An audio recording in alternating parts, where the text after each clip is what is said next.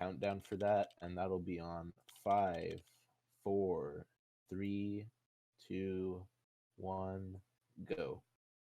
So for those who didn't watch the rest of the marathon and have never played a Lego game before, a mini kit is one of 10 objects scattered throughout the game in each level. The objective of all mini kits is simply to collect those as fast as possible. It's differentiated from 100%, which you saw Blue run earlier, as in you don't need to get True Jedi status, which is to collect a certain number of studs, and you do not need to play A New Hope, which means that there's going to be a lot less stud grinding in this, and we'll get to see people breeze through the levels as fast as possible while gathering the mini kits. So there's a lot of cool movement that goes into this in the interest of being as fast as possible. Yeah, so if you were there for my 100% run the other day, you're probably going to see a lot of parallels between that and this category.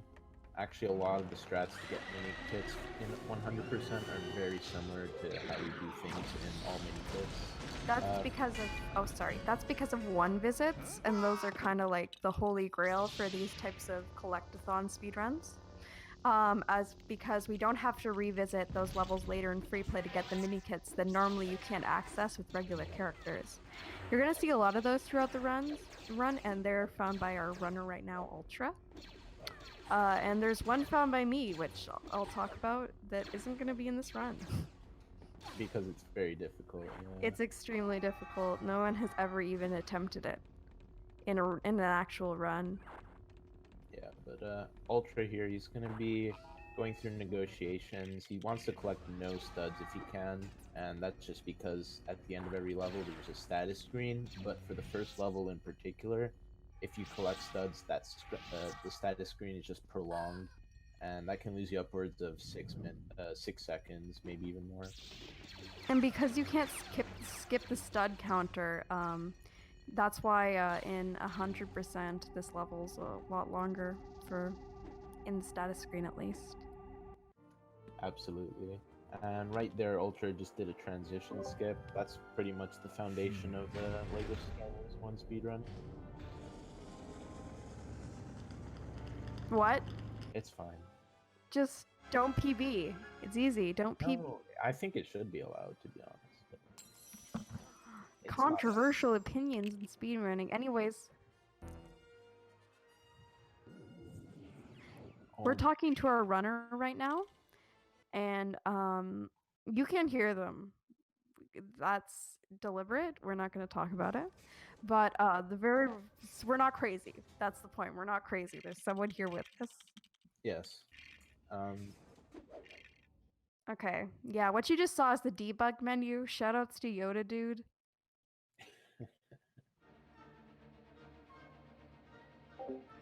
The debug menu is essentially something the developers left in the code that allows you to go to any room in the game, pretty much, and it has a whole bunch of other extra features, like allowing you to just drift through it. But so obviously it's cheating if you were to leave that on. Blue doesn't agree, but we're just going to keep going with this because it would require us to turn the game off. We use it for glitch hunting mainly, and for practice, but not for runs. I just don't have a problem doing like full runs with the debug menu because it's not that much different from a vanilla copy of the game. I mean, it literally is a vanilla copy of the game. So it looks like Ultra is not going to be going for the 1P2C method of this level in order to speed up corners by hugging the camera with two characters. So he's just going to be doing the original, but still hugging the camera a bit. It does look like he's moving around a lot, so I think that he might just be accepting the fact that he's not going to have a free 7-second time save, but he is sticking up there, so I don't know. Yeah, and right here we're in Coruscant. Oh, now he's going for the two-player strategy.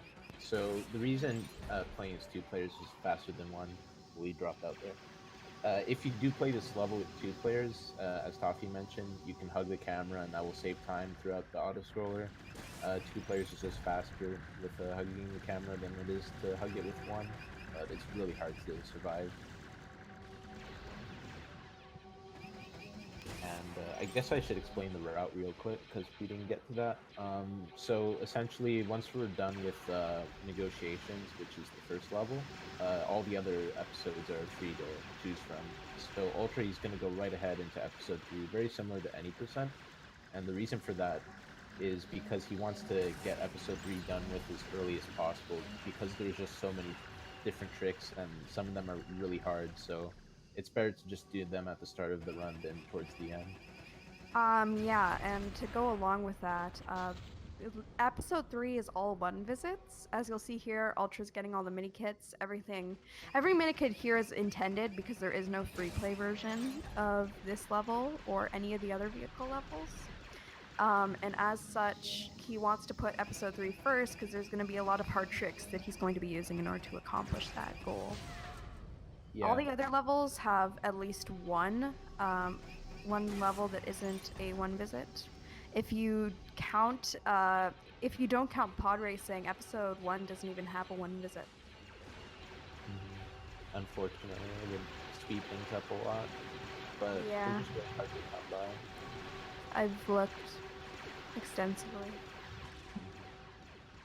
And I mean, technically, I don't think.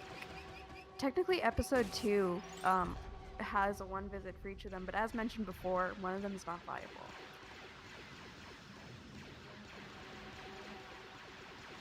So Ultra just needs one more mini kit left, and then we're going to head on right into Chancellor.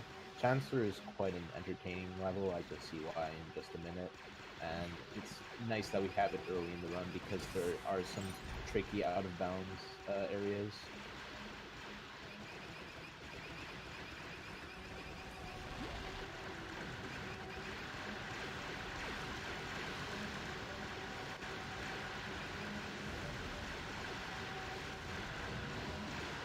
I forgot to watch the source stream through, so I had less delay on commentary.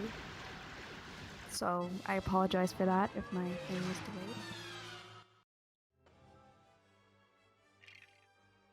Yeah, I'm watching the source stream, and there's even just a little bit of delay still, so it doesn't make that much of a difference. And also, Ultra at the end of every level, Ultra is going to be bypassing the save feature, and that's just to save time. It's not necessary to save in this game until you get towards the end of every episode, because then we're going to do a console reset, which saves time.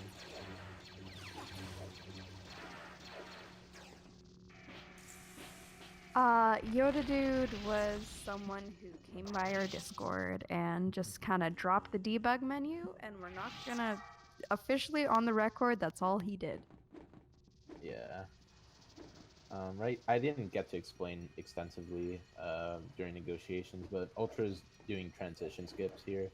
And a transition. Can I explain it? A transition skip is essentially what happens when you push your AI player through a load zone. In order to make sure that you don't get constantly dragged into different rooms by your AI character being dumb, developers decided to make it so that you cannot have your AI character trigger anything. What they didn't do, however, is find a method in order to make sure that the AI character couldn't just go through load zones. In later games, they put invisible walls behind load zones in order to make sure that doesn't happen, but this is the one game where they just decided not to do that. Yeah, other LEGO games do have transition skips, but they're obviously much more unforgiving and really hard to pull off, but in this game, they're actually quite easy. Yeah, like, most of them have you clipping through an invisible wall through different methods. So in this, we just push them through. So in this level, there is a wrong warp that you can do, and that's because how this game works is the transitions that you go through, like the doors, they don't actually correspond to any set area. They activate as to which, like, certain box you're in. There's different areas that correspond to different load zones, and you can actually manipulate the game so that it thinks that you're in one of those boxes. For example, there's a loading stream, as we call it, behind the transition that goes to the next room. And so if we have one player there, while we're and we have one person go through the transition, then we'll go to the next room. However, it doesn't look like Ultra's going to be doing it. There's a strategy where you use that, where you get all the mini kits in that first little area that we saw there, and then you do the wrong warp, but then after the boss fight, you come back and get all these mini kits here, but it looks like Ultra's going to be doing it the linear way. Yeah, and what Toffee just explained was called two-player warp. It's not faster for this category in this level particularly, but I think he will be doing it towards this third to last room, second to last room. That one's always faster. Yeah. It does have a mini kit in it, but as you'll see, he goes back and collects it. And here we're about to see our first boss quick kill, Dooku quick kill actually. It's pretty easy, hard to screw up. Essentially, he wants to perform a jump slash and then immediately take out his lightsaber so he doesn't take any damage. Slash this bomb, and oh, unfortunately he fails it, but if he did it properly there, he would have had the bomb blow up as Dooku was forcing him, which makes him vulnerable.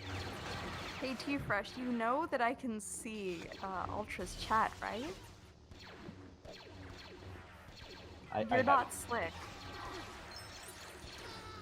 Yeah, this is very unfortunate, but I guess Ultra's just gonna have to finish the fight normally. If he did it the intended way, this boss fight would just be over almost immediately, but... Yeah, unfortunate. There's a clip to skip this area in free play, but you can't do it here because it requires character switching. Are you talking about the Yoda clip? Yes. Okay, I actually haven't seen it, but Yoda clips are always cool.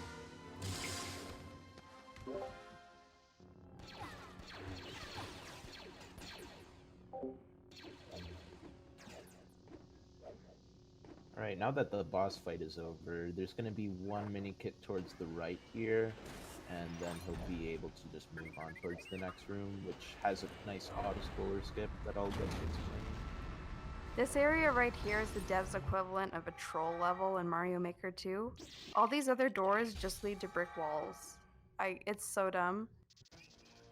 Yeah, I'm just going to explain quickly what that was. That was a drop-in warp. It allows you to skip sort of auto-scroller sections, pseudo auto-scroller sections, and that just, it works because we abuse the rubber banding in this game. If a character goes off screen, they're essentially warped towards the end of the room. So once we drop into them, we can just warp and finish the room. So as you'll see there, Ultra just did wrong warp to take it to this final room, but he'll actually be going back in order to the last room in order to grab a mini kit quickly. The reason why he still does the wrong warp is because it just skips a bit of movement. He can 1P2C this a bit, so he moves a bit while using that R2 panel right there. And, oh, he got caught in the blast explosion from turning off that vent. And alright, so in this final room, there's just two mini kits, one to the left in the back and one to the right in the back. They're really easy to get, so this level's practically over. There's two handles there, and in order to make sure that our AI character doesn't screw up, I'm pretty sure Ultra's gonna tag in second character. Oh, but it does look like R2-D2 is a second character here, so he's gonna have to switch. Yeah. And that's the level. Fortunate enough, he was able to avoid the lever crash. It's a bit uncommon these days, but if you get hit during the force animation of those levers, it can actually kind of soft lock the game, sort of. It just loses a lot of time. Next up we have Grievous, which is just a big long boss battle, but there's a couple of mini kits hidden around, including in a sub area. So we'll see that in just a second. Yeah, this is far and beyond the quickest one visit, and my personal favorite, really, just because of how small the level is. You're gonna see Ultra, he's gonna be going for a lot of delayed jumps so that he can cross over gaps that are not meant to be crossed over.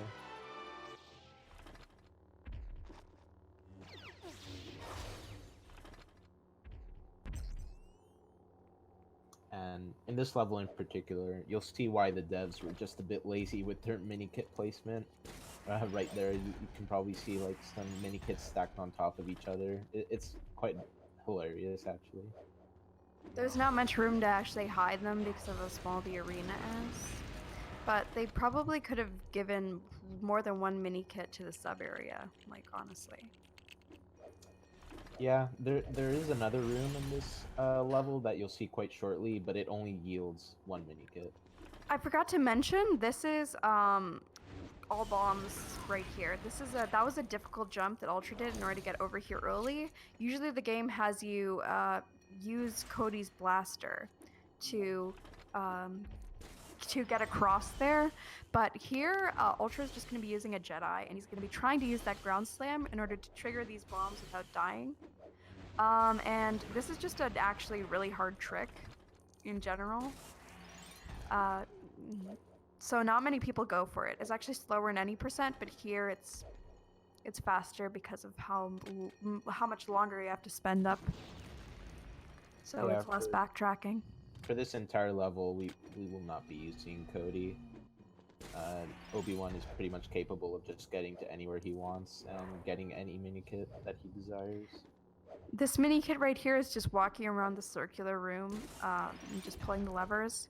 We stay up top there in order to avoid all the bombs scattered throughout the room. And it looks like we can just kind of force the levers from the same position in order to cut down on movement. Grab one down there. And now it's just to grab these last two, and then it's the boss fight, where we're just going to be repeatedly hitting him because all the bombs have been triggered, so he'll jump up there, get hit by the bomb that was supposed to be there, and so all Ultra's got to do is just jump slash him.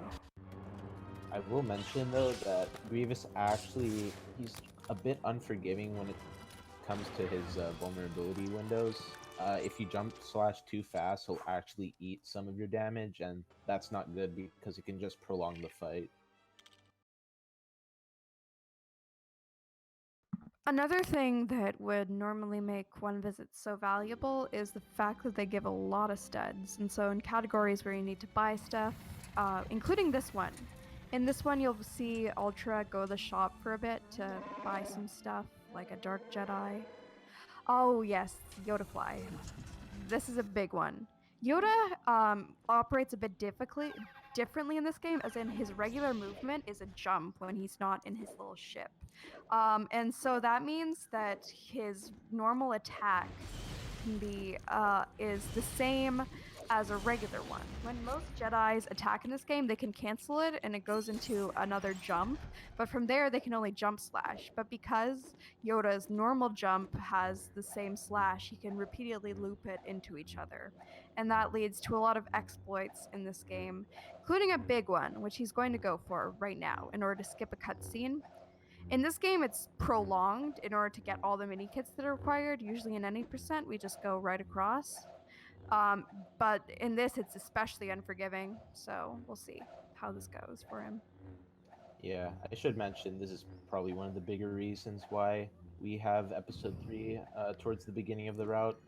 Definitely. Yeah, it'd just be a pain to have this later in the run. So it looks like he's going really low, but he got over the first bridge, so that's really good for him. He got that cutscene.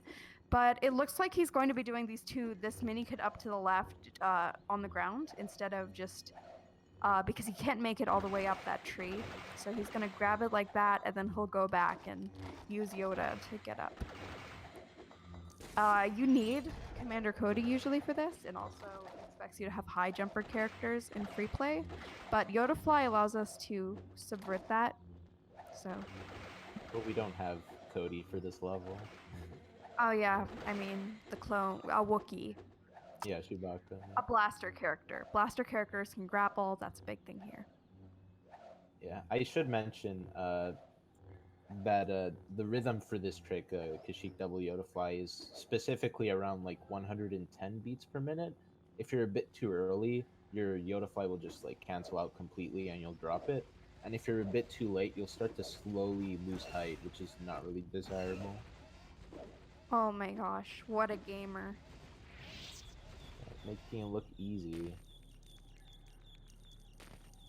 Alright, so... I'm gonna check to see if anybody donated for that, because they should. Yeah, very hard trick. We've done it twice at this marathon so far for any percent and for this category. 100% doesn't require it just because it's slower than doing the level normally. There's a lot of mini kits on this beach here, and that includes the carrot mini kit, which is problematic for many reasons, because there's carrots you have to pull all throughout this level. Some of the little plants you see there are carrots and others aren't. But once you pull all the carrots, the mini kit will end up on the opposite side of the beach, which sucks because you have to backtrack all the way there. So what Ultra does is he saves the last carrot for his last carrot is the one right at the very start, so that he grabs it when he's right beside where the mini kit would spawn. Yeah, and now that he has it, he's gonna go on top of this log, which is not intended by the developers, and he's gonna Yoda fly for this mini kit on the left here, and then he's gonna get one more that's towards the gate. Let's see if he gets it though. It's gonna be a bit tight. Getting the mini kit that's towards the gate is also unintended, because usually you have to use the Wookiees in order to get up to that place. So Yoda normally can't get up there without using a Yoda fly. So that saves time over normal methods if you're getting the mini kit. All things considered, that was a very clean beach. He's gonna do Yoda fly up this tree here, and he's gonna grab that mini kit. And in this room specifically, there's an out of bounds you can do to get to the end of the room a bit early, but it's not really worth going for because we do need a Yoda fly up this left side of the tree for this mini kit. This slope is interesting, as in it's like just gradual enough that you could easily Yoda fly up it, but it's not. It's too steep that you can't walk up it.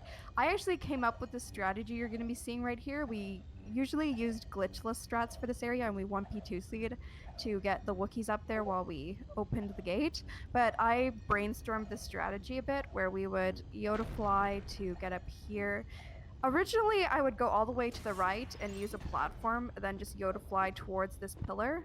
But Ultra actually came up with this idea right here to exploit the terrain.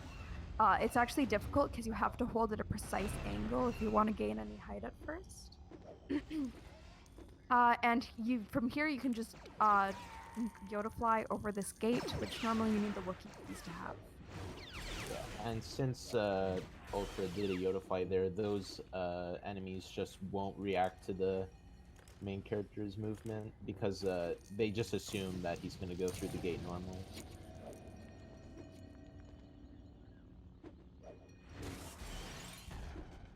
And that's pretty much the end of Kashyyyk. Although there is one mini kit just on top of the ship here that a lot of people forget, including myself, but he gets it. Yeah, we essentially exploit the ground pound as a sort of third jump a lot in this run, in order to make up for the fact that we don't have high jumpers a lot of the time. Yeah, that's definitely worth mentioning. That a lot of the mini kits that are really high up are meant to be retrieved with a character like Jar Jar or General Grievous, but with any sort of Jedi, we can really just do a Jedi slam and extend our height just enough to collect those mini kits.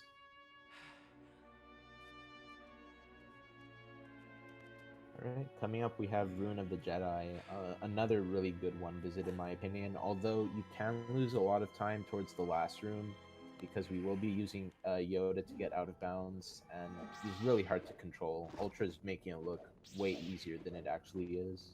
You'll be seeing Yoda fly in this as well, I'm pretty sure. No, actually, we skipped the Yoda fly that we normally use at any percent, because there is a sub-area that you access on the ledge that the game intends you to go on, that you skip with the Yoda fly, and so it would save essentially no time to just Yoda fly across.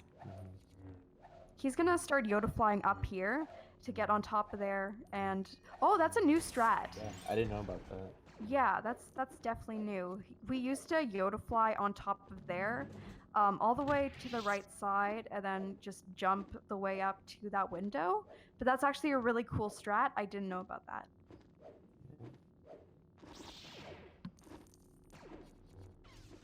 So this room looks pretty intimidating, but it's not. There's a lot of little rooms to the side here, and Ultra's gonna go into one of them, as I like to call it, the pizza room, and he's just gonna collect the mini kit and then leave. Yeah, there's no puzzle here. I really don't get it. It's just there. Yeah. I'm not sure if the game developers thought that you would have to kill all the clones and that's the challenge there, but you can just grab it and leave. This next area has you stacking the chairs in the Jedi Council, the place where Anakin was not granted the rank of Master. And you'll actually see in a second, but once again, we have that philosophy of using the ground pound as a sort of third jump. And we do that in order to skip forcing one of the chairs. You see that chair gets to live. It's okay with me. Yeah, it lives for today at least. It's actually like ridiculously close. It almost seems like you could skip 2 chairs there, but you're just a bit too low. Oh, this is also a new strat. Yeah, going for a little minor optimization with that Yoda fly there. And again, this is the room I was talking about that can be very unforgiving. There's about 3 or 4 mini kits in this room. First off, he's gonna force these platforms on the right here and force 3 levers to open a door, and then after he's gonna go out of bounds and collect some really hard to get mini kits. It should be noted that this is like one of the few non-glitchless categories where we actually see the intended method of doing this room, just for a bit. Not getting all the mini kits, of course. So Yoda's ground pound actually clips him through surfaces a bit. We exploit that in free play. That's how Yoda clips are done. But we can also exploit it here in the fact that his head goes through that platform enough just to grab the mini kit because it's so low to the ground. Yeah, and you're gonna see Ultra. He's gonna be Yoda flying from platform to platform here. It just saves time instead of having to force those platforms underneath. That is correct, cheatster. Right, now we're coming up on the 2 very unforgiving mini kits I was talking about earlier, and they can lose Ultra a lot of time here. The reason why we pull all those levers is so that we can do this transition skip right here. It saves time from going all the way back and doing the transition at the front, because you can fail this fly right here a lot. Not this one. Well, yes, this one, where you have to go up in order to grab a mini kit that's just kind of... Oh, and he gets it. That's very fast, actually. Wow. That's all the mini kits right there. Yep, 10 out of 10. And just for this last room, he can pretty much end the level. He doesn't have to deal with the enemies. Yeah, there's a spot right there that you stand where they ignore you. This is looking like a really spicy, like, episode 3 in general. Yeah, aside from Dooku Quick Kill, this is actually pretty solid. Alright, we have Vader coming up, and hopefully Ultra doesn't forget to get this one mini kit towards the beginning. A lot of people forget about it. Yeah, we use drop and warp here, which is the same as you saw in Chancellor, but the thing is, there's like a mini kit that's on the path that we skip usually using drop and warp, and so we have to go in back a bit, but sometimes runners can forget to do that when they're just after they've done drop and warp, and they'll just go into the next room. Once you've gone into the next room, you can't go back, so that's a big problem. Yeah. Oh, well... Yeah, so what Ultra does there, he does drop and warp, as ThatToffee mentioned, and now he's just going to backtrack and do the room with the timer, which is a bit risky here, so let's see how it pans out. He's going to go right here for Pillar Clip, and Pillar Clip is an out of bounds that exploits the fact that the pillars can force you through the ceiling. You have to stand in a specific spot if you want to stay on them as they're being forced, and we do that a couple times. Unfortunately, you can't grab this mini kit without going back in bounds. So now we'll just use Anakin because Obi-Wan's stuck in there. Sorry, buddy. Yeah, but he's not stuck in there forever. Once we drop him in, we'll need him to force these pillars and then activate the levers to finish the room. Yep, there he is. Obi-Wan, AI Obi-Wan, clipping through walls since 2004 or 2005, whenever this game came out. Yeah, Ultra making that room look way easier than it is. There is a method of just doing that room with the drop and warp and not having to deal with the countdown timer, but I guess he's just a pro. The pillars are there because they're meant to extend the amount of time you have to complete that room. But we take advantage of them anyways. Like when you put them up, it adds a count to the timer, and you'll see Ultra use 2 of them there.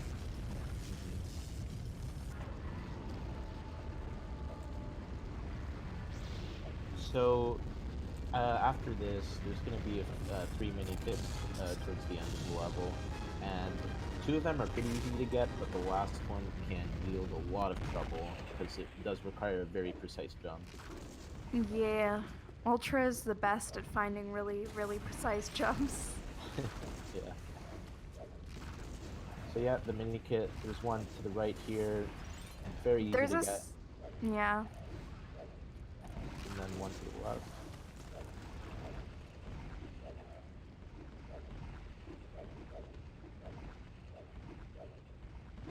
And once he enters the boss fight, he's gonna actually just completely ignore it for the most part and try and get this mini kit on the right. That's very difficult.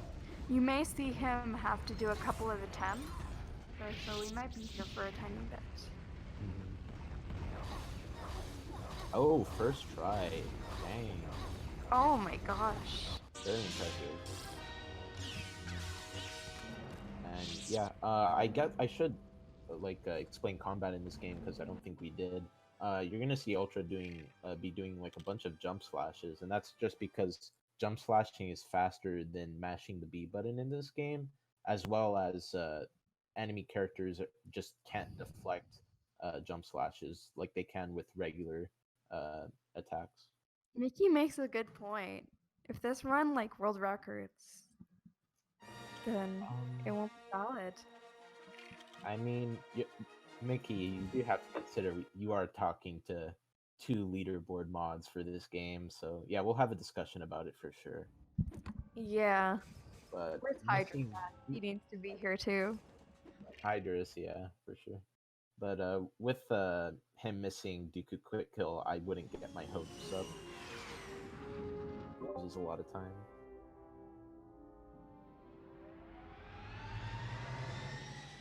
No, you're only Yeah, any no, percent is the only thing.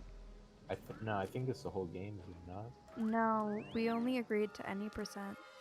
Oh. I think we only agreed to any percent maybe for what to take down. Yeah, that's what I thought. Like, sorry to the viewers, you can't hear Ultra in chat, and that's intentional. But we'll discuss this later. How about that? Yeah, it's probably for the best. Let's just watch some video games. So this right here is Camino Drop and Warp, which is a collaboration between Colesto and Blue. Colesto found the initial like skip where Obi-Wan was on the side, but Blue made it consistent. And it's actually way faster here than it is in any percent because there's a mini kit right on that platform where we usually go in order to do it. And so it saves much more time than it does in any percent. Yeah, Camino is an interesting level. We don't actually get too many mini kits in it, but it is possible to one visit the level, although you will soft lock. No, every it's time. not possible to one visit the level. Oh right, we're just barely able to one visit. I found an out of bounds in the last room and that allowed us to nearly be able to exit the room with all the mini kits. Because the problem is we don't have C-3PO, which means although we can get into the room through clips, the door's still closed, so we have trouble getting out. However, there's a death barrier that can get in the way. So that's the only obstacle that we have to a one visit, is definitely just getting past that death barrier. You can just kind of jump in there, and it's one-sided, so you have no problems. Yeah. And you're gonna see Ultra's gonna be going for bomb jumps here. Pretty easy. Oh wait, no, there's also a problem with the one visit right here. Because of there's a mini kit that's up on a railing, Well, it's not up in a railing. It requires a target character, but it's also in an elevated place that a Jedi can get to normally. Hmm. So that's probably our biggest obstacle at the moment. Yeah, those two things for sure. So you'll see here that Ultra's gonna have to just wait for Django to go in there before doing anything. And that's because the devs decided that instead of placing an invisible wall there until Django leaves, they just place a death barrier that disappears once Django leaves.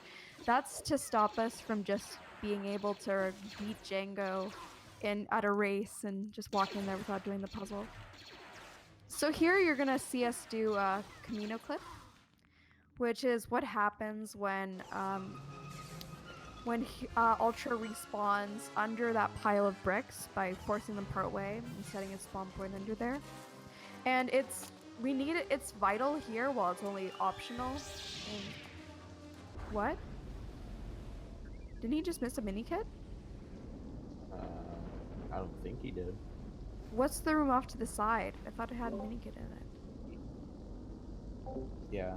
Oh right. Okay.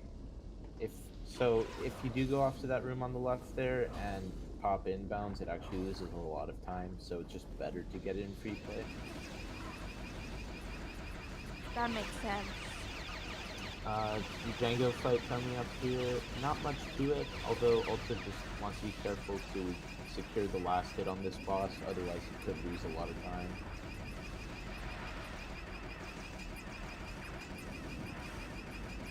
And the reason for that being is that if you miss the last hit on Django Fett, he just kind of runs around and it becomes a game of tag, and that can be quite annoying. I'm not sure what his end game is there. He has nowhere to run. Yeah. So it's just a game of, you can't catch me. I mean, it's still annoying just because of It's how so fast annoying. it is. Yeah. Next up is Droid Factory. Yeah, another one visit.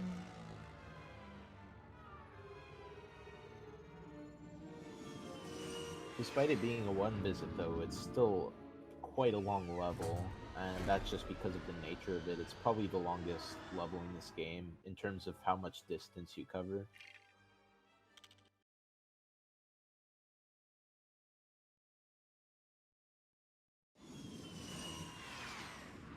But before then, we do have quite a long cutscene. I know some any percent runners like to call this the halfway point of the run, just because it kind of feels like an intermission.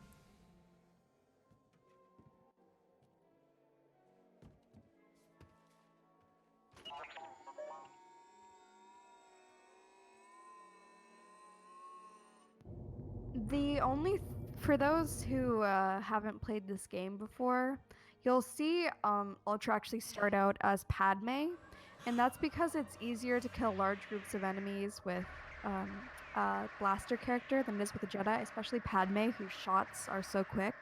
When she gets moving, there's no animation, so you don't get slowed down. Yeah, one thing to note though is Ultra will probably be going for a minor optimization, and he'll be jumping and shooting. If you're Padme or any blaster character for that matter, and stay on the ground while you're shooting, the game will sort of pause you momentarily. And Not if you're running. Oh, not if you're running. All right. That's what I was just saying. Oh. Anyways, at the start of the level, there's gonna be a mini kit right behind us when we spawn, and sometimes people forget that, but you shouldn't really be doing that.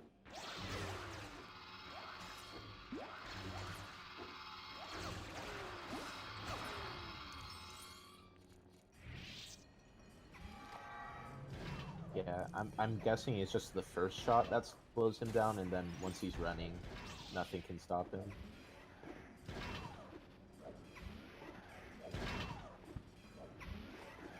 This is normally boy Anakin mini kit, but you can do the same thing where you ground slam in order to get the mini kit, I'm pretty sure. My stream paused, so I'm going off memory. Yeah, he just did the PC way where you strafe around. And alright, well, I guess he's Okay, never mind. So what Ultra did there, he reloaded the room so that he could get all the characters towards the end, and now he's going to be going for the color room. A notoriously difficult room for those who have ran this category. Your primary colors are hard, dude. Well, I mean, I screwed them up, so they gotta be difficult. Blue, did you ever go to kindergarten? Senior So, kindergarten, baby. That's where I learned colors. anyways, he'll have to correctly match 3 different color combinations in order to yield a mini kit on the right here. Very There's difficult currently stuff. no skip for this at the moment. I've looked, but the transition there is a dead end. That's the case with a lot of like transitions in Droid Factory, is that they're dead ends. You can't go anywhere with them. Or if you do, you'll usually hit the death trigger.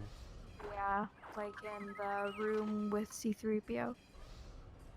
Oh, I think Ultra is staying true to my statement in that this room is a bit difficult. Lego speedrunners are dumb. That's what this marathon's proving. Yeah, and a bit conservative. But he should be fine. Can you not Yoda clip through that glass? I imagine you could. You probably could, but Yoda ain't here, baby. Yeah, we don't. Yeah, again, this level is a one visit, so we don't have to revisit it in free play. Mickey, you just said high intelligent. You said Lego speedrunners are high intelligent. I think that you're kind of going against your own point there. Yeah, I don't think backlot runners are any better. Prince proving that he's the only one here with a brain cell.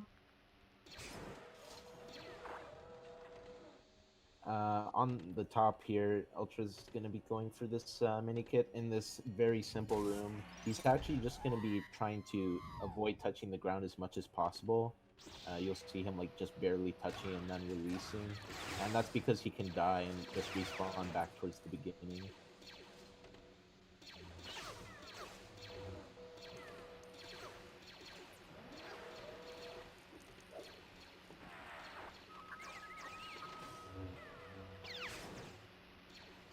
And for some reason, the devs decided to give this next panel like a really big.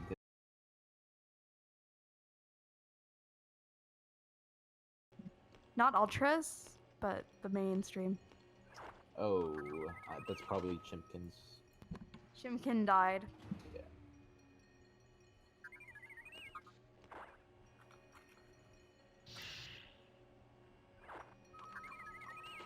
Well, I'm still gonna be commentating this regardless.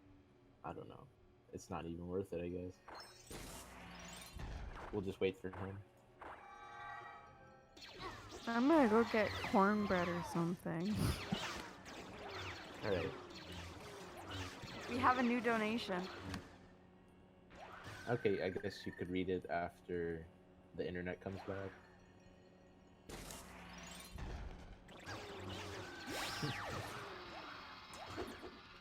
What is... I didn't know you could do this. What the hell? You guys hear? It's back. Everything's back. Yay. Yeah, apologies for the inconvenience. Did you guys hear the donation? I genuinely don't know if you guys heard me read the donation. I'll read it again.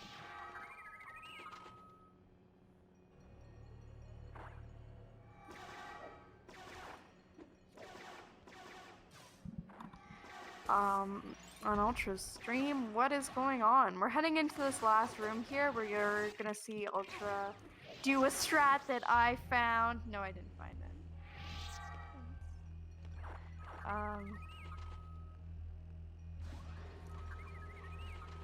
He's gonna go out of bounds. No, he's not. He's actually gonna do the inbounds way, and that's because there's a mini kit to the left here that he has to collect. I forgot that. He might go for the out of bounds later, but I don't think it's much faster. If not, he's probably gonna go for pacifist strats. I wouldn't doubt it. Yeah, he's having a bit of trouble with that force there. But he gets it. That's all 10 Minikits for this level. And yes, he will be going for pacifist strats. So essentially the game wants you to actually destroy all of these droids and Genosians, but if you do a precise jump off these little anchors, as I like to call them, you can get on top of this platform and sort of force them all. People heard me say I'm gonna go get some cornbread. The stream was back up at that point. I mean, that's not regrettable. It's very relatable, if anything. So he did go for pacifist strats. Did you just explain that? Yeah, yeah. Okay, I'm cornbreaded out. Alright, coming up we have Jedi Battle. Probably The best one visit in the game?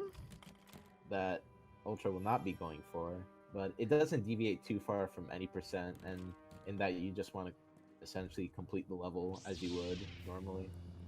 Yeah, because the mini kits aren't worth really grabbing here. The one visit that I'm going to talk about basically involves doing an R2 out of bounds that Blue found a while back that we didn't think had any use. It turns out that during the hide and seek segment, if you have R2 out of bounds during that time, then the gate will open after you kill all the droids. And when that happens, the AI characters will come in and join R2. From there, you have a Jedi out of bounds. And if you do a really, really, really precise out of bounds movement, you can grab like the one high jump mini kit you can't get normally. And then afterwards you tag in another Jedi, and then you go and get the cage mini kit that normally only young Anakin can get. Unfortunately, the high jump mini kit is just too precise. Yeah, and any mistake from that one visit would probably cost you too much time lost to even consider going for it. Yeah, but it would save a minute or so.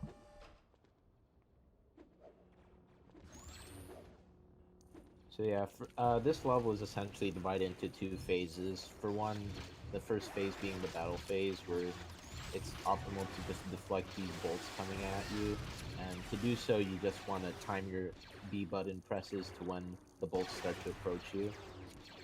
And then the second phase will be the hide and seek phase, which is a bit volatile.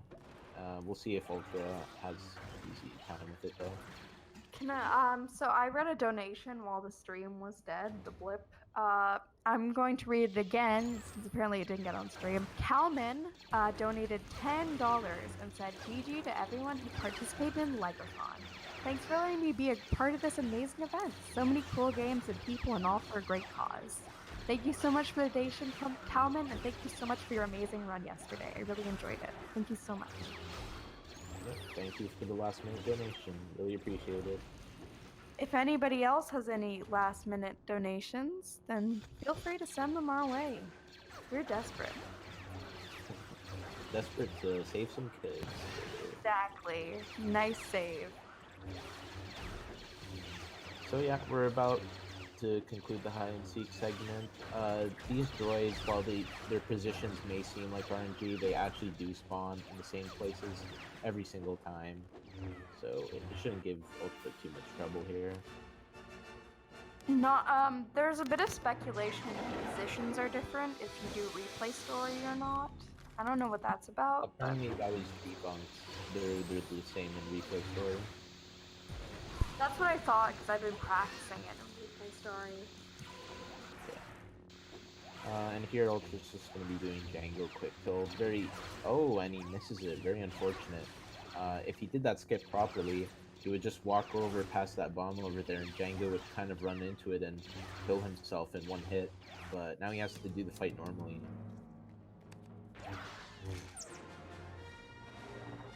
Doesn't lose too much time though. This is definitely not as punishing to miss as Dooku quick kill was. So he just wraps up the level very nicely.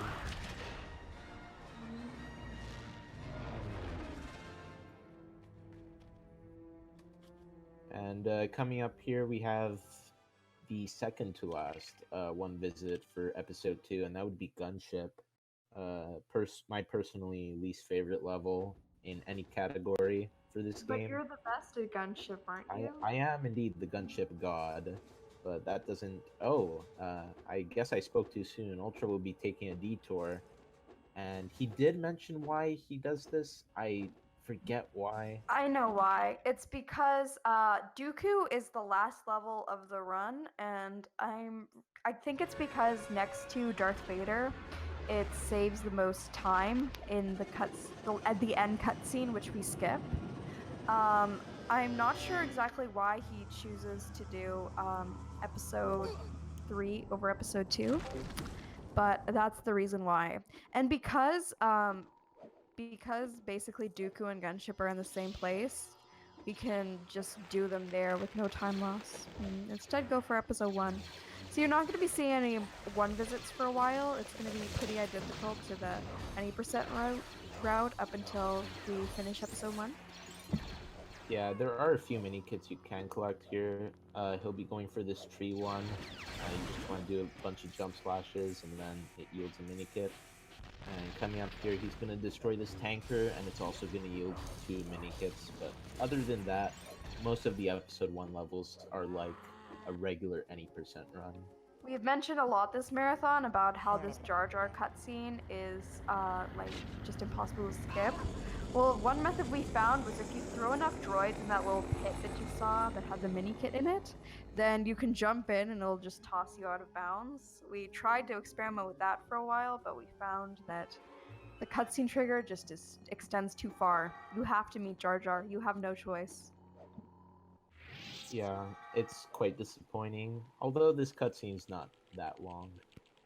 Yeah, but he's funny Gungan man.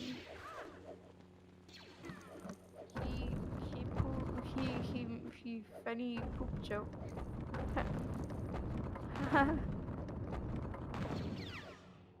So here, Ultra's going to be going for some Jar Jar jumps. Shout out to Osu Mnol, who discovered, I wouldn't say he discovered these, but he popularized them by doing them in an RTA setting first. And it essentially just skips having to use the Jedi to force a lever and pull down a bridge so that you can do that room with the Jedi normally.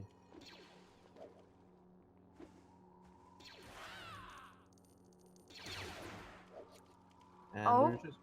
Oh, so we've got a donation. And since invasions, is he doing the invasion wrong warp? no.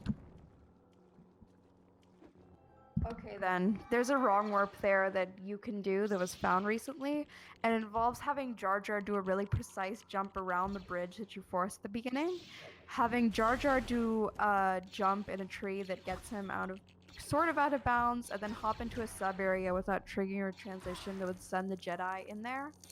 And then staying in a load zone for the next area while triggering a cutscene for the next. It saves a bit of time. But the donation is Chimpkin sent over $6 saying, I like round numbers. Sorry for the panic basket stream. Thank you, Chimkin. I really appreciate you restreaming for today. That's nice of you. And shoutouts to just all our restreamers. It's quite a tough job, so big round of applause to them. Yeah, I have a feeling that good things will come their way after this. Yeah, hope so. Just a hunch, you know? Mm-hmm. Alright, and that concludes Invasion. Now we're moving on to Escape. And there are not many mini-kits to get here, although there is one that you will have to get every time you try and beat this level towards the end of it.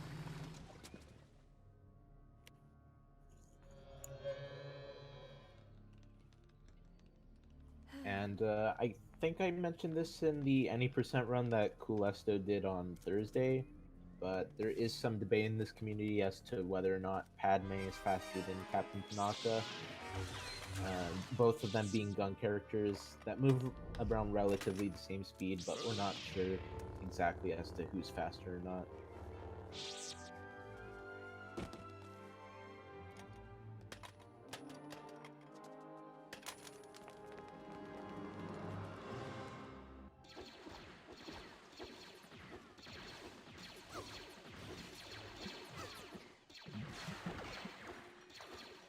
have it. Pinaka jumping is faster, but running and shooting is still the same. Which means that since he pretty much runs this level anyways, I think it's worth the time to switch to Pinaka. Did someone say Oh, that but in the Padme chat? running is faster than Pinaka running. This is all from T-Fresh. But Pinaka jumping is faster. Fastest. This is all information coming straight from T-Fresh. Who is also a TCS runner. But I guess I'll take his word for it.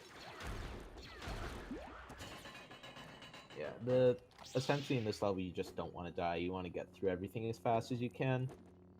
So you'll see Ultra avoiding a lot of enemies that he doesn't have to shoot. The only things that are stopping this from being a one visit is that last room.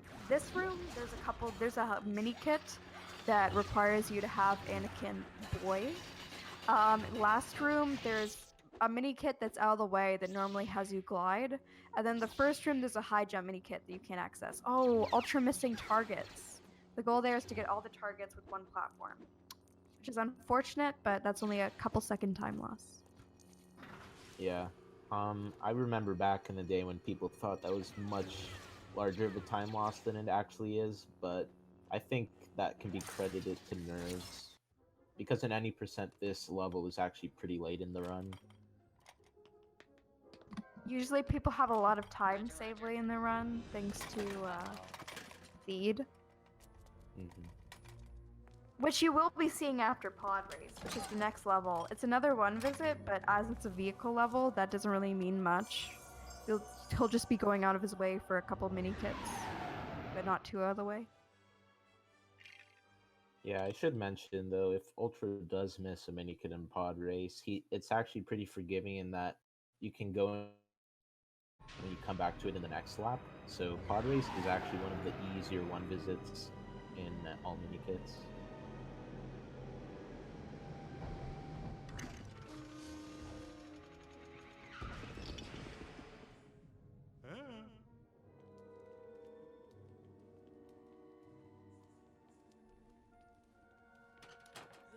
And for lack of discussion, because this level doesn't have much going on in it, not recently, but about a year ago or half a year ago, there was an out of bounds found for pod racing, which sounds kind of crazy, but we haven't found a use for it yet, and I don't think we ever will. But it's worth noting.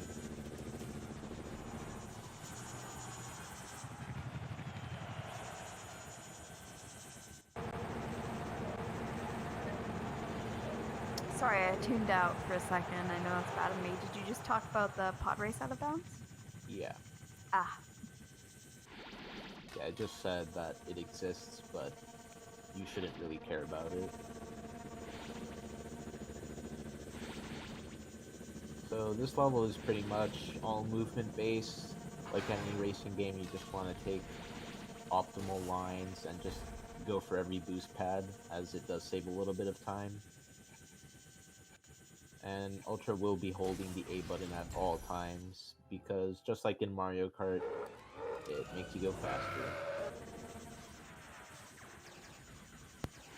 Oh, we've got a $7 donation from T-Fresh that says, "Get wrecked, Chin."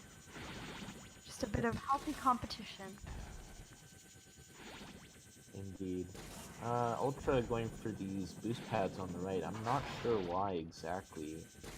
He did miss a mini kit as a result, but we'll see if that comes to bite him back later.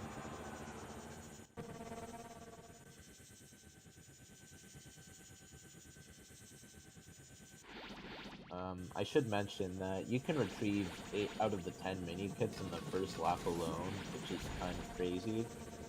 And there are 2 mini kits that only appear in the later laps. There's one that appears when the boulder spawns in, and there's one that appears in the first room in the third lap. So you see he has 7 mini kits now. He could have gotten 8 just from the first lap alone, but I guess he'll retrieve it once he comes back to that room.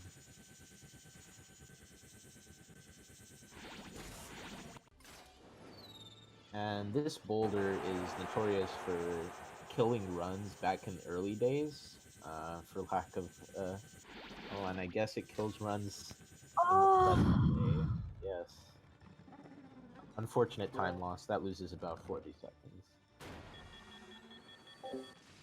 Yeah, this loses a lot of time because you have to this cutscene all over again. Yeah, let's hope he succeeds this time. Crossing my fingers. And he gets it. Very nice. So that boulder should never crush you. It falls at the same rate every single time. The only way you can die to it is if you entered that cutscene that just appeared from the right side. If you enter it from the left side, you should always bypass the boulder.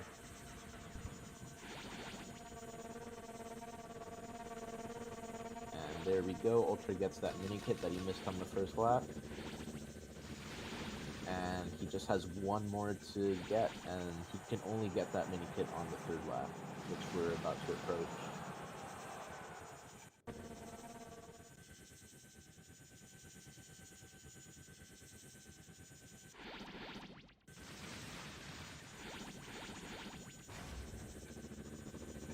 For lack of better discussion, I guess I'll talk about the in-game timer. This game is different from TCS pod racing.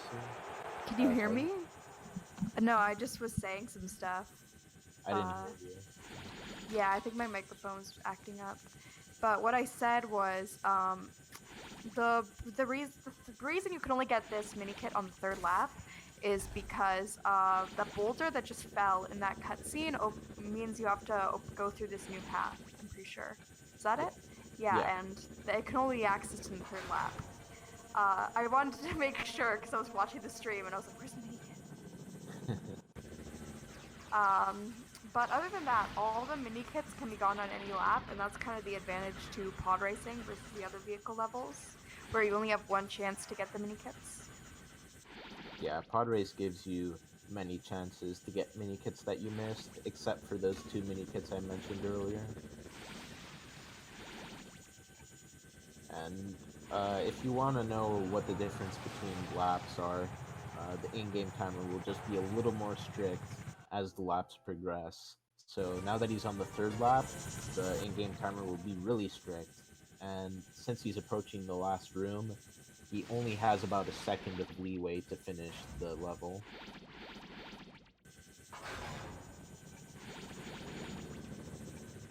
It's actually possible, if you are playing as the second player, to not even finish this last room. And that is because we had a discussion about this a while ago, but I think it's because the second player spawns just further back than player one, which just barely makes you short on completing the last room.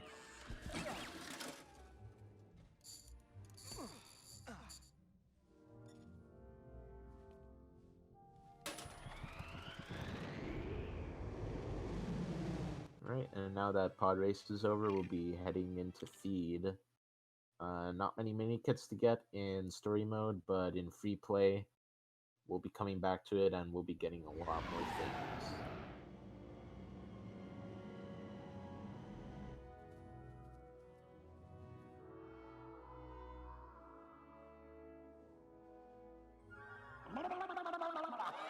And I don't know if your mic is malfunctioning, Toffee, but I cannot hear you. If you I wasn't saying anything.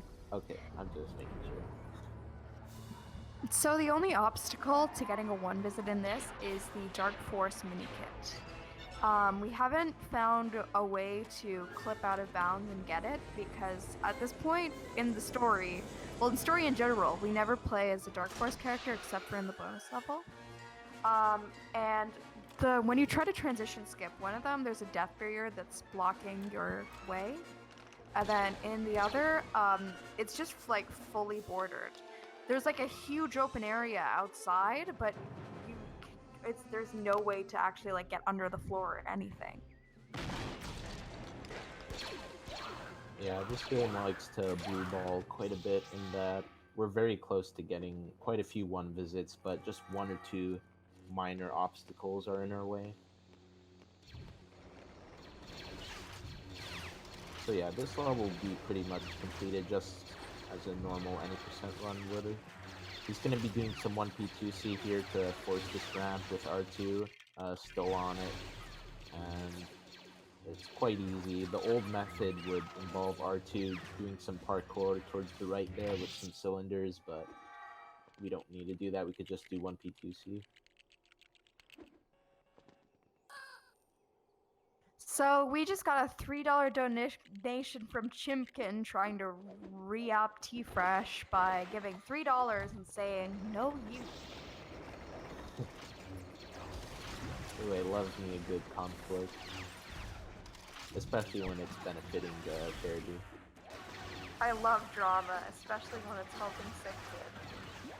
Yeah, that's the only acceptable kind of drama.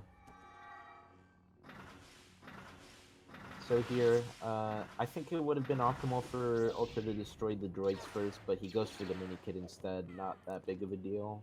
Yeah, as you might have saw in some of the earlier runs, you can kill the droidicas by getting in all their shots before they open up their shields, because droidicas only have their shields when they stand still.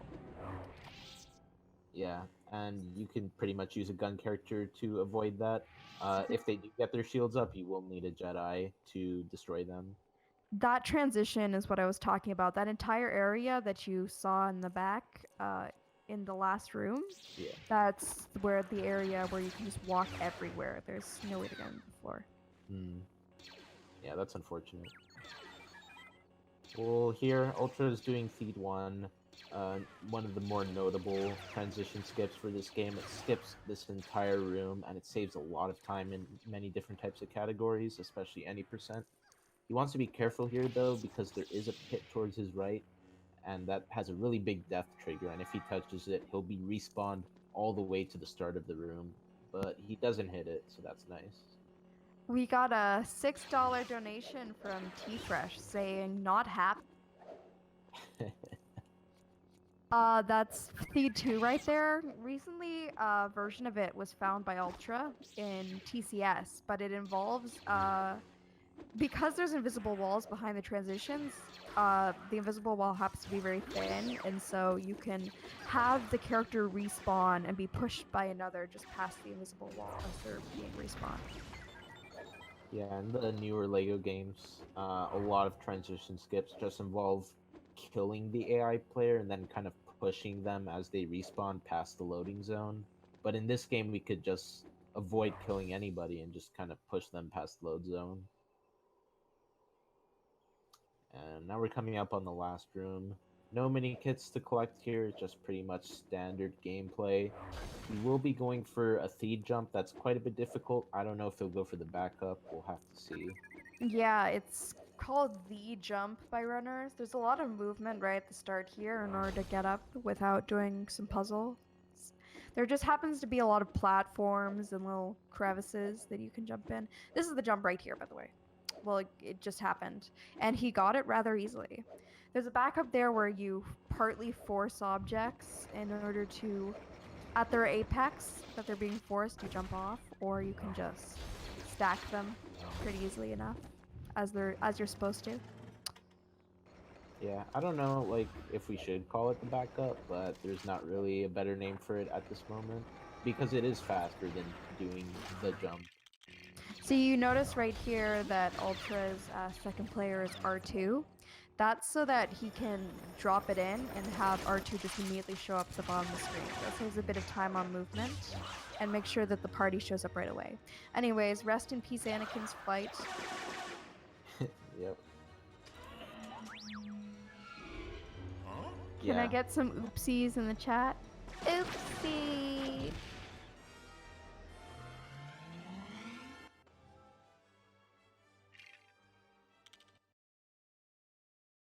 So now we're approaching Darth Maul.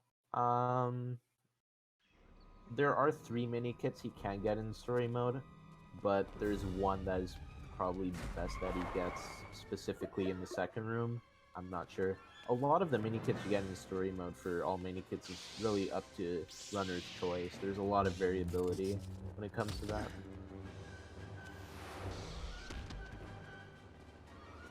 So once again, this is one that's just so close. Before there was like 3 mini kits that we just couldn't figure out how to get.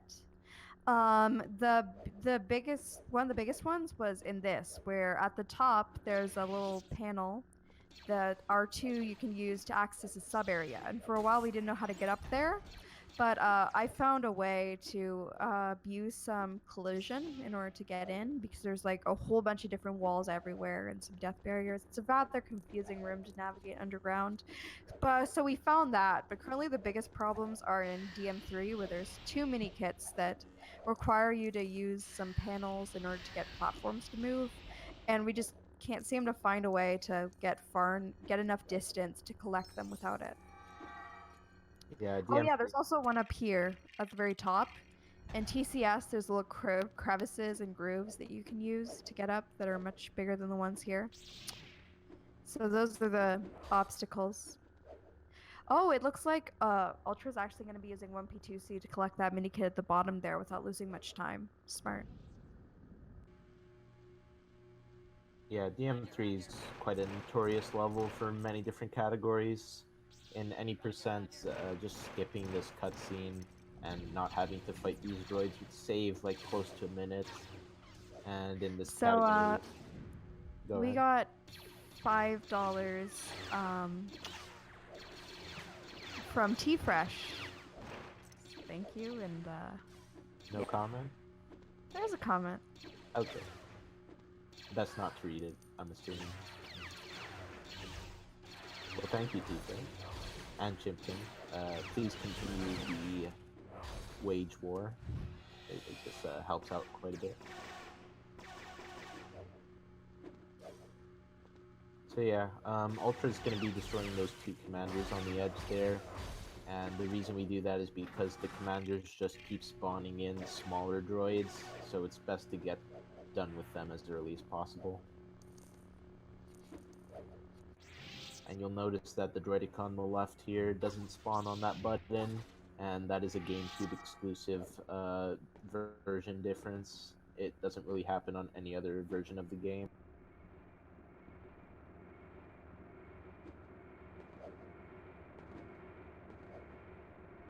And here we do a transition skip. Some people like to call it barrier skip. It saves about 3 seconds, but it looks pretty cool.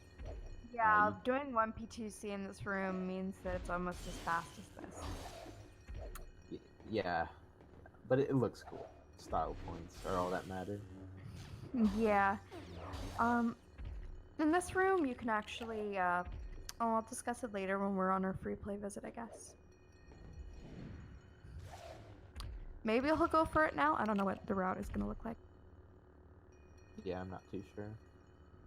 Yeah, again, this category just has a lot of variability when it comes to different runners. Like in the first room, for example, he got 1 mini kit, but he could have gone for his second one towards the left. But I guess he's just gonna get it during his free play visit.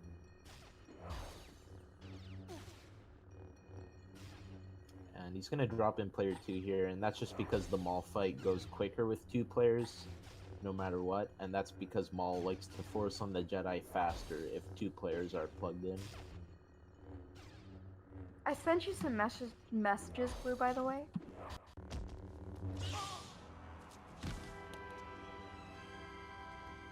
Oh.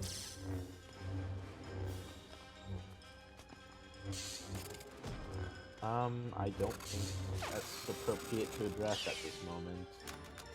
That's fair.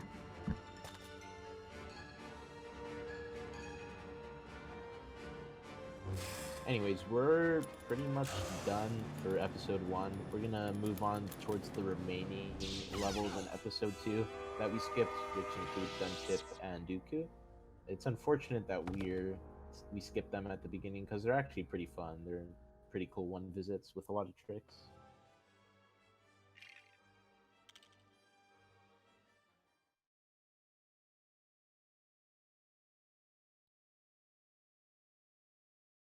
And I'm pretty sure we just went through all the story levels almost that were going to be.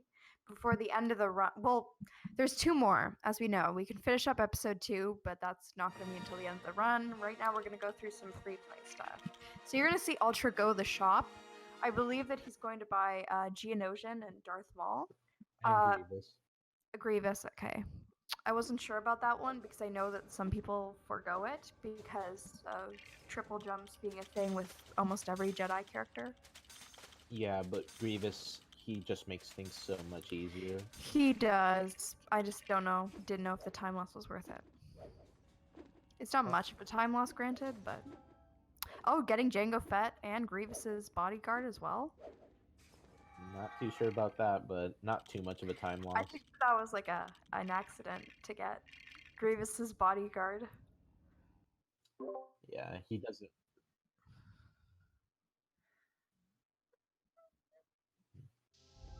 Don't know why he would get Jango. Well, Django is a fast character and he's pretty fast. He is. He has a fast running speed, but I mean, if you're gonna get Geonosian, then... Well, also when you shoot with Django and animation cancel, he can kind of like tear through enemies.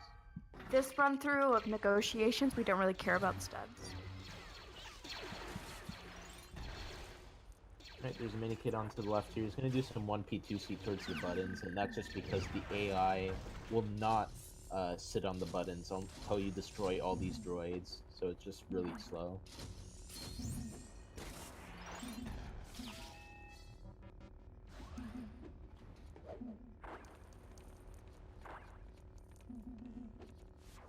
And now that he forced all those levers, he's going to get a mini kit, and he's going to have to do that once more later in the room.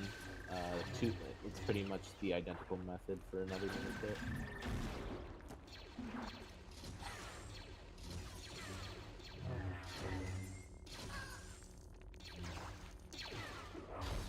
And this is what we were talking about with the animation cancels. So if you do a shot with a blaster character and then switch to another character, you can kind of skip their animation where they kind of recoil, and that saves a lot of time. Yeah, it's especially most notable with Geonosian, as you see here, and Droideka. Droideka has shots that usually it's more useful in TCS, I'm pretty sure, but they can go through stuff that normally regular blaster shots wouldn't be able to. And so, because it makes them a lot better. And there's 2 mini kits in this room right here. One on the top left that you have to triple jump towards. It's actually not that obvious if you're going for it in a casual playthrough. Yeah, it's also one of our obstacles towards like being able to one-visit negotiations, because it's hard enough to get into this room because all the out of bounds that we can find, or just if you're out of bounds, then you can't even get into the transition. Oh. Yeah, there's an invisible wall keeping you from going beyond there. You see that transition right there? If you try to go into it from there, then it won't work.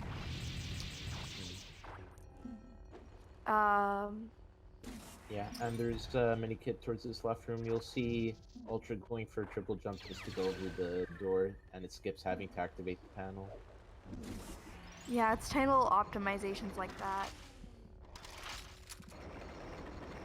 And the last mini kit is just here. He can just triple jump to it. Yeah, normally you have to do the stacks. Yeah, which is very, very slow. As most forces are. This is before extras became a thing in LEGO games, and the staple like fast force, fast build, that kind of stuff was a thing. So Yeah, this game does have a little bit of extras, but they're not that useful except for invincibility. yeah, they're bought in store. They're not like red bricks. Most of them are just memes like daisy chains or something like that. Yeah, and like silhouettes and brooms and all that. Yeah, they kind of got lazy with the extras for this game, but they kind of picked it up later. Here he's just gonna shoot a target on the right. Very easy mini kit to get. We definitely can't get that in story mode because we don't have any blaster characters. And you'll see him just kind of bypassing these tankers and the tree with triple jumps. Did we explain what a triple jump was? I will. I'm not. If we didn't, then it's just essentially what happens when you start up certain air attacks. Like in this case, it's ground pounds. The momentum that you get from that is amplified by the character switch, and it doesn't go back down. And so you can access places that you normally can't. It's most effective with Grievous because he's both a Jedi. Technically, he can't force, but I count him as a Jedi. And he's also a high jumper, so he can get to places that normal triple jumpers can't even. Yeah, and you want to do the character switch during the first few frames of the jump smash, Jedi slam animation to get maximum height. Ultra having a bit of trouble with this triple jump right here to get over that invisible wall and clip into there. It's one-sided, so you can just get out. And this last room, the only mini kit I believe is assembling a Anukshuk of sorts. Well, I think he just missed it. I think he did too. Well, that's unfortunate. Yeah. Well, he's gonna have to go back for it now. Oh no, he got all of them. Is that When not did a he mini get? kit? We might be idiots. Did he get it in story mode? I'm not even sure it's a mini kit anymore. No, it definitely is a mini kit. Ultra help us. Because in my 100% run, it got me a mini kit. I thought I could destroy it though and get studs, but that's not true. We'll see. Let's hope that doesn't come back to bite us. Here you'll see Ultra doing a bunch of triple jumps to get over to these higher areas, and he'll do one on the right here that's actually pretty cool. Just skips having to go to the next room. And he's gonna triple jump up here in order to get around that invisible wall and get to... Oh, looks like he died. But that's the place that you're supposed to glide to as R2 and then use the grapples. But because there's so much height at the very start, you can get over that invisible wall and just be right there. Yeah, the game likes to treat this as two separate rooms, but really it's just one big room with a loading zone. Yeah, it's very strange. They have a transition about halfway there, and it doesn't really do anything, except for reset the positions. I don't understand why. Yeah, so that's an Anakin skip right there. It saves a bit of time because you don't have to go further right and watch the animation of Anakin going up. You can actually Yoda fly across there and skip the targets, but I have no guarantee it's faster. And I don't think he has Yoda either. Yeah, that would make sense. So for this room, there are 3 buttons on top of these domes. He only wants to hit the second one, I'm pretty sure, to reveal a little gate mechanism right behind him.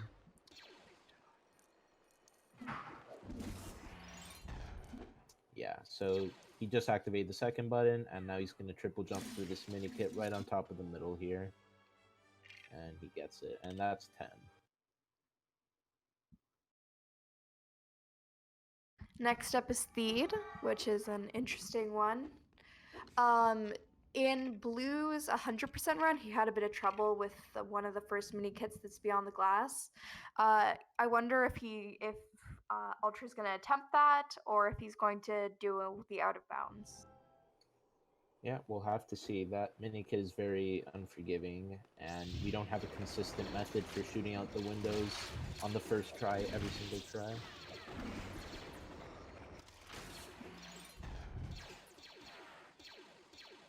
But here he's just going to grapple. Oh, he bypasses the grapple. He's going to do 2 triple jumps, actually. Very stylish. And try and go for this little mini, middle mini kit that ThatToffee was talking about.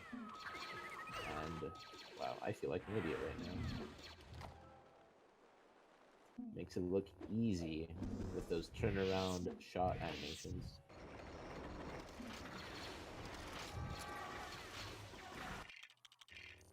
Here he can just triple jump over the gap, and you'll notice that there are less buttons in free play, and that's just because we don't require the whole cast for this level. We only have 2 characters with us.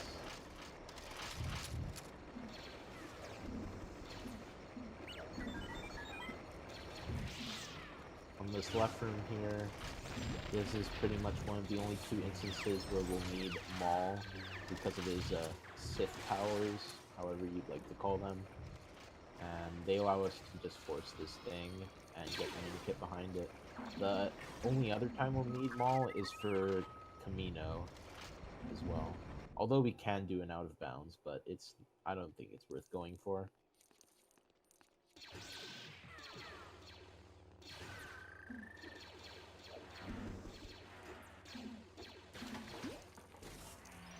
You're gonna see how this room is done in bounds here. It's not exactly the same, as in we don't build the bridge to get all the characters across because this is free play. But you will see the buttons.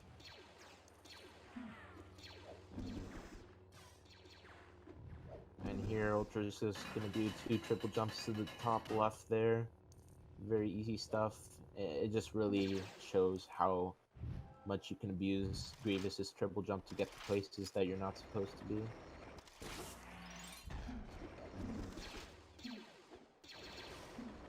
And here we're going to see an alternative to Feed 2 skip with Grievous's triple jump. This one can be a bit tricky, and it's very easy to get stuck in the window here, so let's hope that doesn't happen.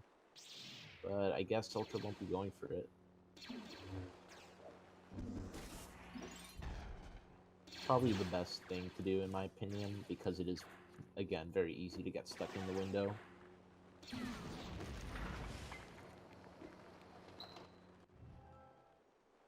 And by this point, Ultra will have 7 mini kits, and this last room will have 3 for him to get. 1 at the start on the left, and 1 on the right at the very end. I'm forgetting 1, I'm not too sure.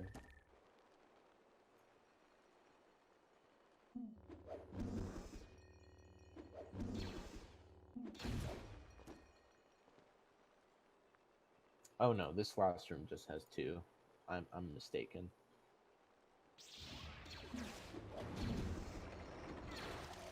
And I think he forgot about it. Yeah, there was like 1 right there. Yep. Be weird. Maybe this is some weird elite gamer strat. No, I genuinely think... Well, I guess he's just gonna destroy all the droids first, and then go for it.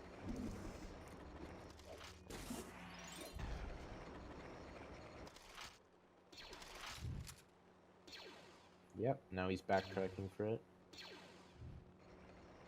And the last mini kit is on the right here that you can just kind of triple jump towards. Pretty easy stuff. And it's very good that we have the Genosian for this room, otherwise it'd just be very long and tedious to get around.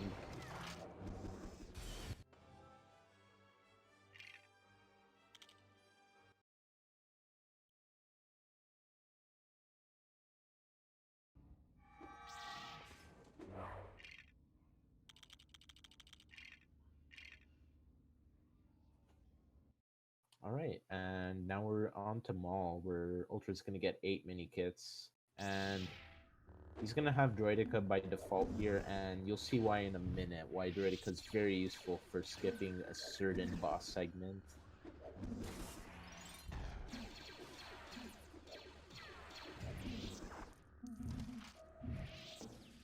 So here, there's a mini kit on the top left. You can actually get that in story mode by repairing the ship, but I guess it's just easier to get in free play. And now we're going to the sub room that ThatToffee was talking about earlier. Let's see if Ultra goes for 1P2C, I'm not too sure. I guess he'll just be doing this room. With the Droidica. Droidica's fast enough where you can collect all the buttons just with 1 person. And reloading the room to probably reset the position. It looks like the buttons still stay the same though, because they're still lit up. The game intends you to clear out this room so you can have the AI character walk with you. Yeah, I've never seen it to where you can just bypass all these enemies and just get it with one player, but it should be interesting. He's definitely going for it. Wow, and he gets it. I didn't know about that. Nice.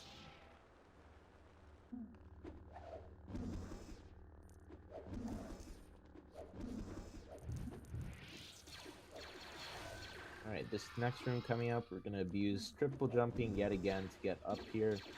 It would be very nice to get up here in story mode like you can in Complete Saga. Very weird warp there because of the Genosian floating around. What this game counts as collision and what isn't is weird. So these are the two mini kits on the left there. I think he's just going to triple jump to them because Grievous can cover enough distance. Yep. So there's one, and now he's going to go for the other. And he gets it. Very nice. The intended strat for those two mini kits is to force an activate an R2 panel on the left and right there, and have the second player just kind of collect them. This is a strat that's commonly used in TCS free play to shove them off so that, you know, the cutscene doesn't trigger. Yeah, once you kill Maul over there by pushing him outwards, his cutscene trigger dies along with him, and it's very nice. But we do require the Genosian for him because he does have the fastest firing speed of any gun character. Use the Droidica. Oh, what did I say instead? Genosian. Oh yeah, definitely not the Genosian. Genosian is so slow. That's why we have to attack cancel it. Yeah, I meant to say Droidica. In this room, there's 3 mini kits that you can go for, but all of them with triple jumping. ThatToffee, I think you wanted to explain something here. I didn't really. I was gonna. Oh yeah, I did. So how this game intends you to do it is you hit him with the tricycle, and then you jump up and get it. But you can actually jump up, get the mini kit, land, and then hit Maul. But it doesn't look like he's gonna be going for that. The game wants you to force those platforms down after he's hit it, but you can jump right up while they are there. Mm-hmm. And here he's just gonna use 1 P2C to make this fight go by just a little bit faster. And it's kind of funny because now we have 3 Mauls on screen.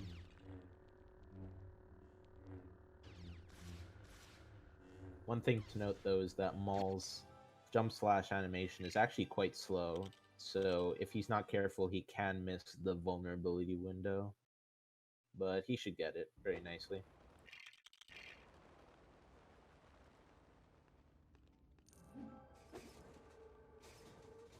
Alright, and now we're onwards to episode 2. And again, we don't have to backtrack to episode 3 because episode 3 consists entirely of 1 visits.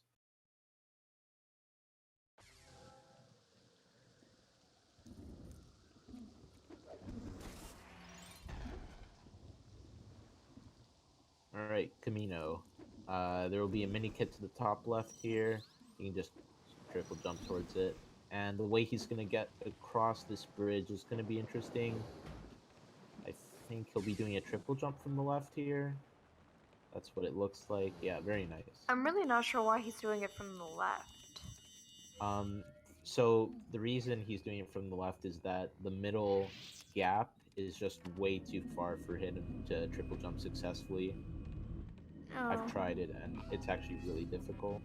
I seem to remember doing it, but I'm probably mistaken.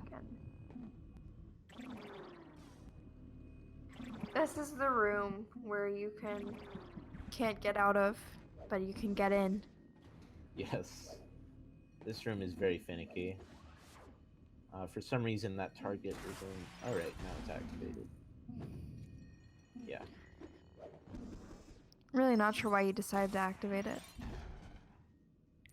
So he could not soft block, because Oh, right. player 2 can't get there otherwise. And that's about it for this room. And there's a little puzzle there with the vents and all that, but the vent to get you towards the mini kit is always the far right one. Alright, here he's going to be doing some forcing just to get this mini kit. I guess the devs got lazy because this is probably like the third instance of forcing a bunch of levers in a hallway to get a mini kit. It's very common in this game.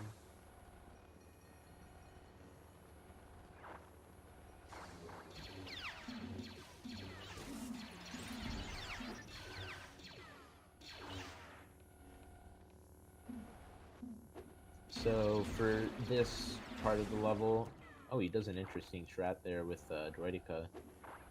But he does have to destroy all these enemies if he wants to leave the room. And I guess I'll explain why Droidica is useful for getting to certain areas. Droidica's hurt box is probably one of the largest ones in this game, and it allows him to just kind of clip himself into tight areas to collect mini-kits.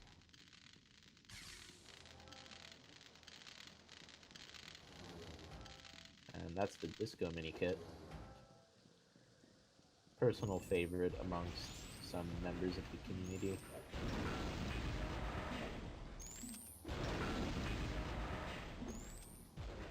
So here he can kind of just utilize Genosian for the bombs that are singular, but for these double bombs, he's gonna triple jump over the blast radius.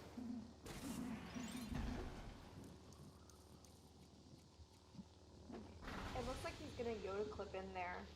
You know, he probably could have Yoda clipped out of the box. He didn't have to. Soft lock. That was what I wasn't sure about. You can actually skip that panel by triple jumping up and then like gliding around as R2. Not sure it would be faster though. Probably. Alright, and this is another instance of why we need Maul. He might go for a Kamino clip, not too sure. Kamino clip? That's the second time you've said this marathon. I mean, it's interchangeable. It's Kamino. No, it's really not. Zolas pronounces it Kamino. Well, that's his. That was his mistake. Alright, he shouldn't be going for Kamino clip at all, though. Because that would just it wouldn't soft lock the game, but the boss fight wouldn't spawn, and he'd have to do a bunch of triple jumps to get back to this room. It's really hard to soft lock an entire LEGO save file. Yeah, there aren't any true soft locks for this game, because you could always just exit the level, but we call them that anyways.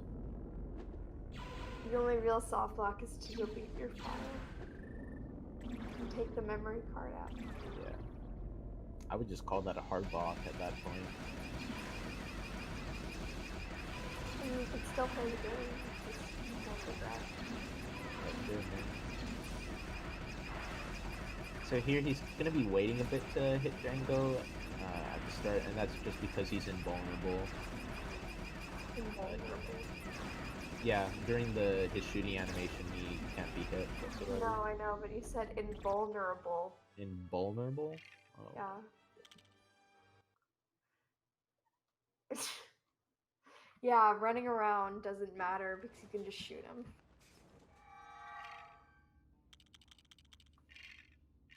And now we're finally going to continue. Oh no, I spoke too soon. We're going to do Jedi Battle first. Hopefully he doesn't forget the 2 mini kits that I did in my 100% run.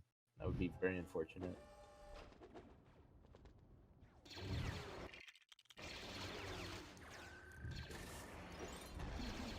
But this level is very annoying to revisit, in my opinion, just because you do have to do everything, and there's not really many ways of speeding up the fight sequence or the hide-and-seek sequence. It's kind of annoying.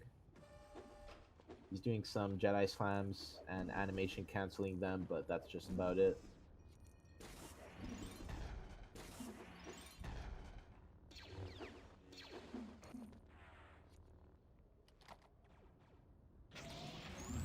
You'll You'll see him doing a lot of triple jumps here, and that's because beside every one of the characters that are trapped, there are 2 mini kits to the top right of them.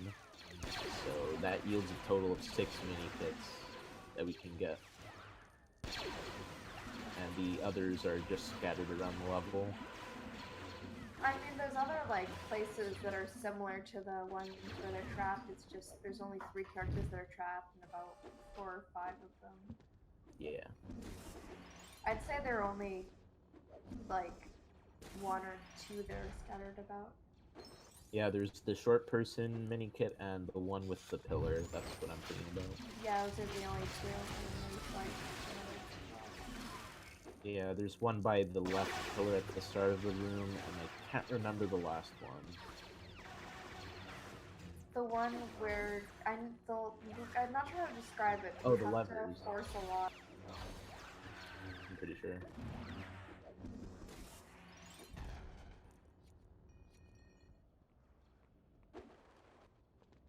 Alright, now Ultra's just gonna collect these 2 mini kits here and just about wrap it up before the hide and seek sequence commences.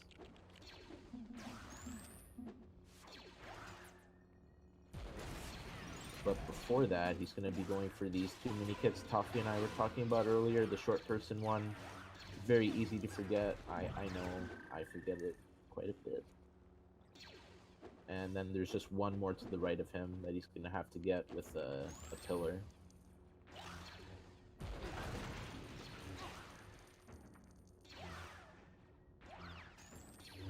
And it does matter in terms of what order you force this pillar in. If you force it in the wrong order, it won't yield a mini kit. So you have to be careful about that.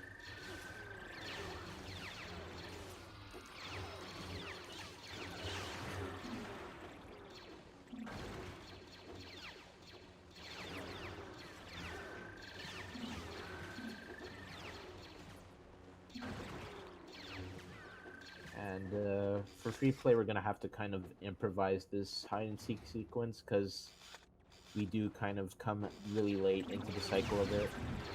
So we kind of have to make do with what we have.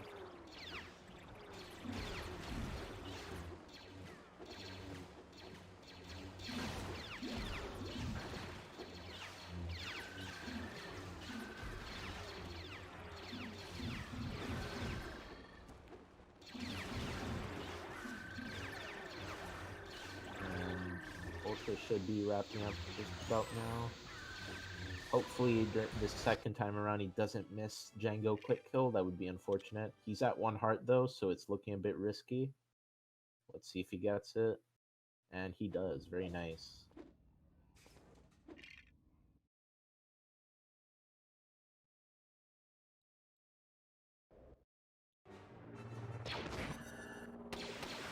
Alright, and now we're wrapping up the last 2 levels of the run, Gunship and B2. Yeah. Gunship, my personal least favorite level for a lot of reasons. ThatToffee, you can explain what your thoughts on it are. I like it. It's my favorite vehicle level. That's a bold assumption to claim to me. My favorite vehicle level. I'm not a fan. Of course, I'm so bland, and I'm just not a big fan of pod race because as a child I was afraid of it. So bad memories, I guess. I mean, we don't have many levels to choose from, really. Exactly. Not saying much. So usually in the energy stunt speedrun, we just hug the left as much as possible, but here we've got to go out on the edge of it because there's a huge spinning on the top. I'm sure that might have been one of them. No, I was wrong. That was that. So for this first part, he's gonna get 5 mini kits, and then the last sequence will also have 5. If you're wondering what those cylinders surrounded by rings are, they're what you get for studs in this segment and also hearts. Just destructible objects that you can fodder. There's a lot of objects that are just placed for the sake of getting true Jedi status in many levels. In PCS, these barriers are a lot harder to get by, but regular gunship pilots are going through it. You have to some bombs. Thankfully, there's no bombs in this game. Yeah. Vehicle levels and vehicle is really not great. So not sure if any like that.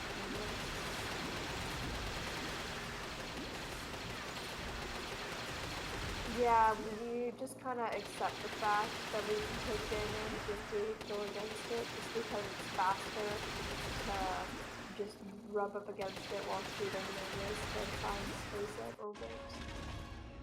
Yeah, but we should mention for this phase of the level, holding the B button doesn't really yield a very fast fire rate, so you actually just want to mash the button as fast as you can, and it's really not friendly towards your health. This game isn't friendly towards people's health. Yeah, mental and physical, for sure. But we're coming up on the last level here, and one of my favorites. It's a very cool one visit, but also very punishing if you mess up the out of bounds. Yeah, you'll be seeing it pretty soon. There's a lot of mini kits in this first part of this area, some of which are usually accessible. We just kind of actually have a strat here where instead of doing that ground pound, I make it so that my head is just barely peeking out enough, and I grab that mini kit on my way back. But nobody else does that. That's good. It wouldn't be useful in 100% though, because we need every stud we can get. Yeah, but here it would be useful. But it looks like so this is the out of bounds right here. You can actually force those two levers from there. You're not supposed to. Usually you're supposed to do a platforming section. That's usually where you get mini kits from. But here we're gonna do there's a lot of collision that we can jump on, and also we're gonna go out of bounds and use some reflect collision to get the rest of them. I should mention that if Ultra hits that loading zone right there that he just bypassed, it will invalidate the one visit, and that's not very good.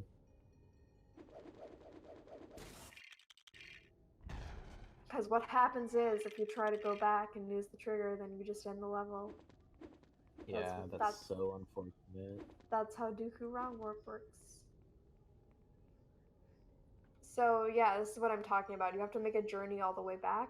If you have you like see how he has his head like that? That's what you need in order to grab the mini kit on your way here. I see. So really not sure if he already like takes the time to make sure his head is sticking out. Not sure why he doesn't just swoop by and grab it.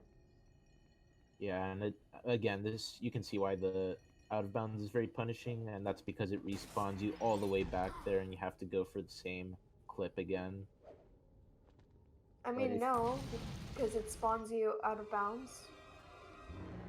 I mean, like you have to go under the ground again. Is what I mean. You have to go for the same out of bounds move. Yeah. So this and he missed the minute. This one sucks. He might have. No, he missed the starting one where you jump slash towards the left and jump off. Oh, you're right. I think he missed 2 mini kits this run, so we might have to do some backtracking here. The one in Invasion. But we'll see. This room has a lot of cool tricks. Yeah, but it also requires you to do barrel clips multiple times, which is unfortunate because that trick is complete RNG. Whether Count Dooku throws a barrel or throws something from the wall is completely random, as has been established before. And you need to do it twice, not just once, like in innocent.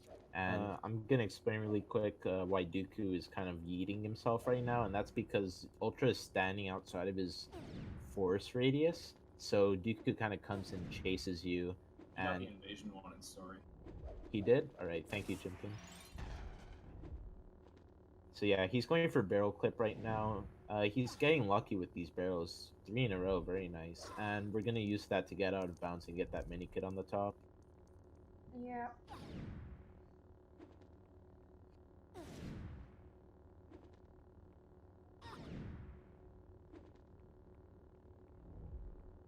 Alright, so timer does not end once this level finishes. It ends once he finishes this level again, getting the mini kit on his revisit.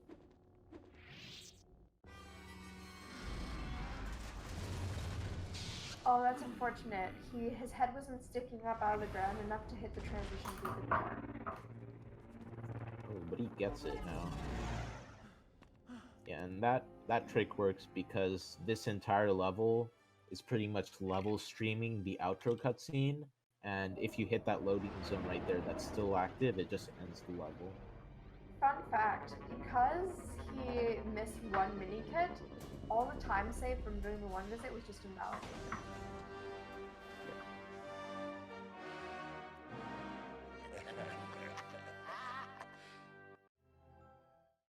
Hopefully he didn't miss any other mini kits though, and we can verify that once he exits to the diner towards the end of the run.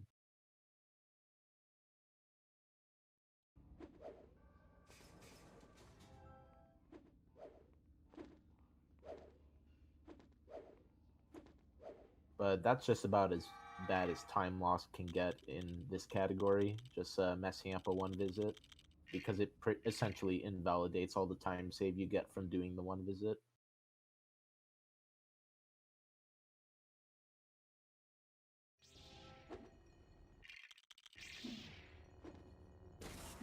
So here we're revisiting Dooku yet again, just to get one mini kit. This game doesn't have the privilege of having a save and quit feature like TCS does, where you can get a collectible, save the level, exit it, and still have that collectible in the diner. You actually have to complete the level entirely from scratch. And it seems as though Ultra's going for an interesting trick here. And that's Yoda clip right in that little cave in order to skip having to do the the force and skip some cutscenes. So Very right good. now he's gonna do another clip in order to skip doing barrel clip, and this was the first Yoda clip ever found. I'm pretty sure that's what he's gonna do. No, it doesn't look like he's going. What's going on? Not sure. Is he gonna try and showcase some sort of new clip using Dooku's meeting attack? No, he's just gonna go for it. That's really strange that he would hit him. Yeah. And timer That works because loading zone. when Yoda activates his chair animation, it also partly clips him into the wall, just animation wise. And so if you cancel it at the right time using a character switch, then the character goes through the wall. And time. yeah, that was time. If we need to verify